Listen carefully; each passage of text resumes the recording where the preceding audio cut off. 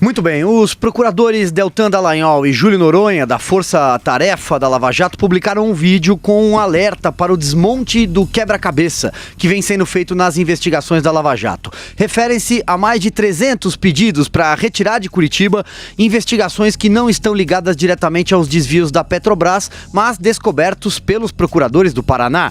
No mês em que a operação completa 6 anos, estamos em contato com o procurador Júlio Noronha, que fala mais agora sobre essa questão e faz também um balanço aqui da Lava Jato em Os Pingos nos Is. Procurador, muito boa noite. Desde já agradeço a gentileza de conversar com a Jovem Pan.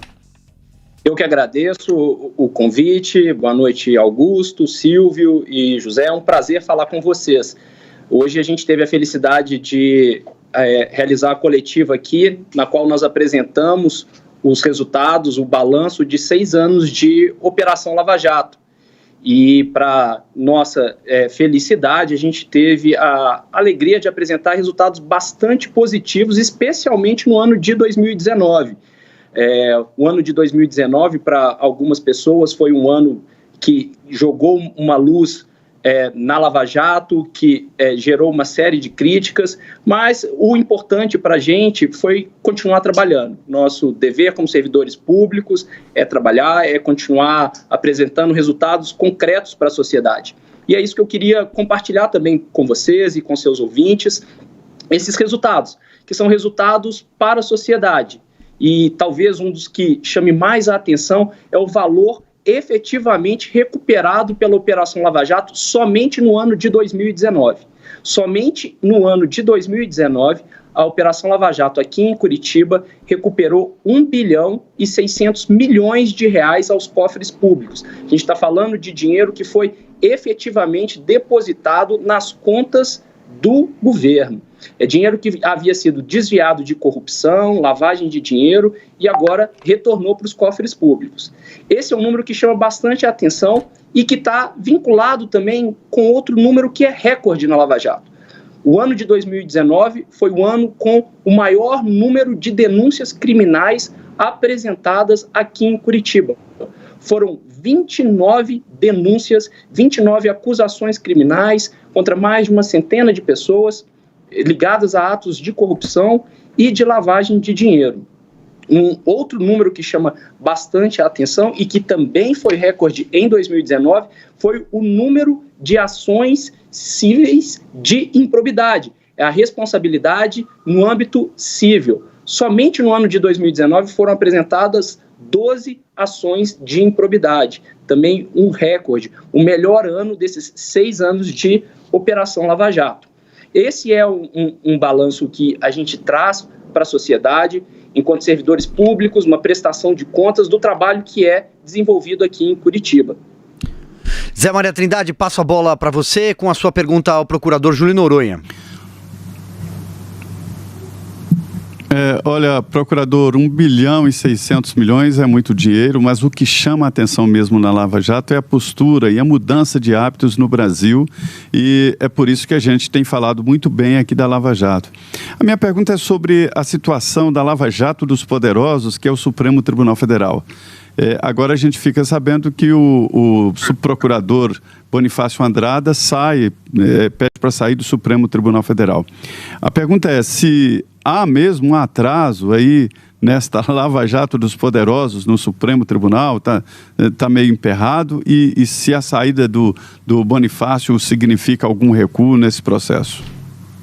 Olha, o que a gente observa é que o Supremo Tribunal Federal, a nossa Corte Constitucional, ela tem uma estrutura que não foi projetada para lidar com crimes tão graves e tão complexos como estes que são enfrentados aqui na Lava Jato. Então, de fato, chama a atenção que no âmbito da chamada Operação Lava Jato, no Supremo Tribunal Federal, a gente tem observado somente um caso que chegou até a condenação. Chama a atenção também que muitos casos sequer se iniciam na nossa Corte Superior, porque naquele momento inicial, e aí não sei se todos os ouvintes estão familiarizados, quando o Ministério Público apresenta uma acusação criminal no Supremo Tribunal Federal e também na Justiça de Primeira Instância, o primeiro ato do juiz que recebe essa acusação é um ato que é chamado de recebimento da denúncia, ou seja, o juiz avalia se existe uma justa causa para que seja iniciada o processamento criminal. E o que a gente observa é que muitas ações no Supremo Tribunal param nessa primeira barreira. Existe uma análise rigorosa das provas e o Ministério Público não consegue nem chegar ao processo para juntar outras provas que possam levar à condenação. Então, o resultado que a gente observa de poucas condenações no Supremo chama a atenção. Agora, a gente precisa lembrar também que várias decisões do Supremo Tribunal Federal foram muito importantes para que a Lava Jato pudesse se desenvolver. Lá no começo, em 2014, a decisão sobre colaboração premiada, especificamente sobre a colaboração de Paulo Roberto Costa, foi muito importante para os desdobramentos da operação. Além disso, no momento em que houve a decisão do destino dos casos da colaboração de executivos da Odebrecht, houve a remessa de vários casos para Curitiba. E vários casos foram desenvolvidos desde então e foi uma decisão também do ministro Fachin. Dessa forma, eu acredito que uma razão pela qual o Supremo não consegue ou não existem no Supremo tantas ações quanto essas que a gente vê aqui em primeira instância em Curitiba, se deve ao fato de uma estrutura que não é preparada ou ela não foi planejada para lidar com tantos casos ao mesmo tempo e casos tão complexos. Ontem nós comentamos o ritmo, né, bem mais lento dos julgamentos, dos processos ligados à Lava Jato em Curitiba. Né, o sucessor do que é o juiz que sucedeu o agora ministro Sérgio Moro tem trabalhado num ritmo bem mais lento. Por quê? Olha, essa é uma ótima pergunta e existe uma razão. A gente tem que lembrar que desde a saída do ex-juiz Sérgio Moro, houve a saída não só do juiz, mas de outros servidores que trabalhavam no caso há alguns anos. Com a chegada de um novo juiz e de novos servidores, é natural que um tempo seja necessário para que o juiz tome pé, conheça os casos, especialmente casos complexos como esses daqui de Curitiba, até que ele tenha um conhecimento suficiente e segurança suficiente para que as decisões sejam proferidas, para que as sentenças sejam proferidas. E, recentemente, esse ano, já houve uma primeira sentença e essa sentença, né, chegou a aplicar uma pena de mais de 19 anos de prisão para um operador financeiro, uma decisão já desse novo juiz, o que nos leva a crer que a mesma firmeza que nós encontramos nos anos iniciais da Operação Lava Jato, a gente também vai encontrar nesses próximos anos. É natural que se faça, né, uma comparação sobre o ritmo de trabalho, e aí pensando no ex-juiz Sérgio Moro e também na doutora Gabriela, a gente precisa lembrar que a doutora Gabriela já atuava como juíza substituta do ex-juiz Sérgio Moro, então ela já tinha um conhecimento de casos. Então, no período em que ela esteve respondendo pela 13ª Vara, ela pôde proferir mais sentenças porque ela já tinha esse conhecimento. Agora nós esperamos, e é um ótimo indicativo de que as coisas andarão mais rapidamente, a sentença que foi proferida no início desse ano. E Augusto, se me permite só lembrar também um outro dado. 2019 foi um ano marcado por muitas audiências na 13ª Vara. Tramitou no ano de 2019 uma das ações mais complexas que nós temos aqui em Curitiba, que é uma ação envolvendo a construção daquele prédio lá em Salvador, da Torre Pituba, envolvendo o fundo Petros, e que ela tem 42 réus. Cada uma dessas audiências, com as várias testemunhas arroladas por todos esses réus, eram longas, com perguntas e a possibilidade de perguntas para os advogados desses 42 réus. Então a gente entende que, além dessa questão da tramitação de processos complexos, especialmente nesse ano de 2019, com a ação com o maior número de réus que a gente tem aqui na Lava Jato tramitando em 2019, o tempo para que o juiz e seus servidores conhecessem os casos em toda a sua extensão também foi um tempo natural e a gente espera que agora as coisas corram muito bem. Agora, procurador, ainda sobre essa questão de tempo, né, pegando carona e gancho no final da sua fala, Muita gente se pergunta, e nós estamos aqui no mês em que a Lava Jato completa 6 anos de trabalho. Muita gente se pergunta se a Lava Jato tem um horizonte, se a Lava Jato teria um fim. Dependendo da minha modesta opinião, a Lava Jato não terminaria nunca, porque como o senhor mesmo disse, há mais de quase 300 prisões, 293 prisões, a Lava Jato é um patrimônio brasileiro. Mas existe um horizonte, existe dentro do plano de trabalho de vocês, ao momento em que chegará ao fim da Lava Jato? Olha, qual que é a nossa visão? A nossa visão é de cumprir o nosso trabalho. Somos servidores públicos e o nosso trabalho é investigar, é procurar provas, e encontrando provas, oferecer acusações e levar à responsabilização pessoas que tenham cometido crimes. Então eu queria trazer uma perspectiva para vocês. O ano de 2019 também foi marcado por um recorde de depoimentos colhidos na Operação Lava Jato. Além de um recorde de depoimentos colhidos aqui na Lava Jato, nós também tivemos um recorde de medidas cautelares. O que são medidas cautelares? Em sua parte, são medidas que buscam obter informações submetidas a sigilo. O Ministério Público, então, apresenta ao juiz um pedido para que seja afastado o sigilo de dados bancários, de dados fiscais, de dados telefônicos, de dados de e-mail, e o juiz autoriza e manda esses dados para o Ministério Público Federal. Isso aconteceu em 2019 de forma recorde. Então, nós reunimos uma grande quantidade de provas e estamos utilizando agora ferramentas de tecnologia para buscar, no meio desse mar de provas, as evidências que sejam relevantes para novas acusações e para novas investigações criminais. Então, o nosso horizonte é continuar trabalhando com um acervo probatório cada vez maior e com cada vez mais recursos de tecnologia. Eu queria fazer uma pergunta. Eu fico muito espantado quando eu vejo essa argumentação dos que são inimigos da Lava Jato, né? Vamos botar os pingos nos is.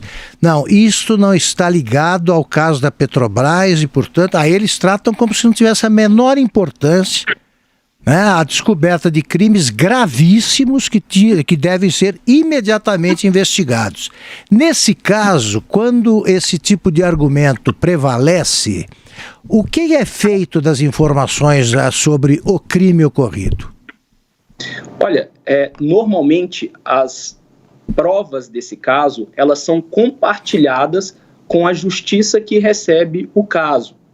Agora, a gente tem que pensar o seguinte, olha, existem aqui hoje 14 procuradores, uma equipe de mais de 60 servidores, Polícia Federal, Receita Federal, atuando há mais de 5 anos para compreender todo esse complexo esquema de corrupção e de lavagem de dinheiro que, infelizmente, foi além da Petrobras. Na nossa compreensão, a manutenção de vários desses casos que são conexos com a nossa investigação permitem uma resposta mais rápida do Estado. A gente está falando de agentes públicos, investigadores, procuradores, que conhecem o caso, conseguem compreender as provas que são reunidas e conseguem entender como isso forma um quadro criminoso e podem levar isso ao juízo para que seja feito o julgamento. O processo de compartilhamento de provas, quando o caso é mandado para fora de Curitiba, logicamente segue um trâmite burocrático que acaba atrasando o processamento dessas provas perante a justiça. Logicamente, os colegas que recebem o caso e a própria unidade da justiça que recebe o caso também podem e irão atuar com a maior diligência possível. Mas a gente está falando de um caso muito complexo, com diversos operadores financeiros, agentes públicos envolvidos, contas no exterior, pagamentos feitos por empresas fantasmas. Tudo isso já é de conhecimento de Curitiba e uma nova peça que chega, ela é compreendida dentro desse cenário. Quando o caso sai de Curitiba, uma parte sai de Curitiba, quem recebe tem todo o trabalho e que demora tempo para compreender todo esse cenário e entender como aquela pequena parte que ele recebeu faz sentido. Então, embora nós respeitemos as decisões que eventualmente mandam partes do caso para fora de Curitiba, nós apresentamos também nossa discordância, e isso acontece nos autos, recorrendo das decisões, mostrando que nós temos um entendimento de que o Código de Processo, a lei já diz que existe a conexão probatória. A conexão probatória, que é exatamente essa ligação entre as provas que permite a conexão, é um motivo suficiente para poder manter os casos em um determinado lugar que terá condições de dar uma resposta mais rápida para a sociedade. Muito bem, Zé Maria Trindade, sua última pergunta então para o procurador Júlio Noronha. Procurador, eu sei exatamente desta movimentação, é que alguns réus querem escolher o juiz. Isso não existe em lugar nenhum do mundo, ninguém escolhe o juiz que vai julgá-lo, né?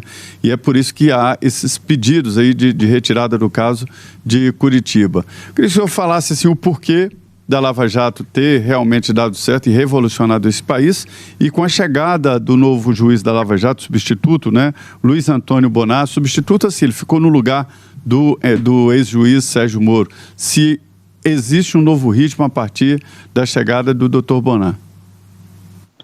Olha, vou começar pela sua primeira pergunta. Acho que a principal razão para os resultados que foram alcançados aqui em Curitiba é a atuação organizada do Estado. A gente está falando de Ministério Público Federal, Polícia Federal, Receita Federal, atuando de forma conjunta, pensando quais são os melhores caminhos da investigação, pensando quais são as melhores formas de obter provas que serão apresentadas para a Justiça, que também tem lidado com esses casos de forma eficiente. E como eu já mencionei, nós acreditamos muito que a perspectiva do trabalho agora também da 13ª Vara será um ritmo como esse que a gente viu no último mês, com uma sentença proferida, uma sentença firme. A gente espera que novos casos também, que já estão prontos para julgamento, sejam julgados num curto espaço de tempo, porque nós tivemos um ano extremamente trabalhoso também para o novo juiz, com uma ação muito complexa, com muitos réus, com muitas audiências, e também o tempo natural para o conhecimento dos casos. Esses casos complexos que envolvem, como eu já mencionei também, operações de lavagem de dinheiro muito complexas, com valores remetidos para o exterior, remetidos aqui no Brasil, diversas instituições financeiras, diversos agentes. A gente acredita que é um tempo natural e que esse tempo natural passou e que agora a gente vai encontrar um ritmo ainda mais produtivo do que a gente já encontrou nesses últimos anos. Procurador Júlio Noronha, mais uma vez, muito obrigado por conversar com a Jovem Pan. Parabéns pelo trabalho, uma ótima noite. Muito obrigado, eu que agradeço a oportunidade e sempre que precisarem, a gente está aqui à disposição para apresentar os resultados, como devemos fazer como servidores públicos, viu? Muito obrigado, uma boa noite a todos.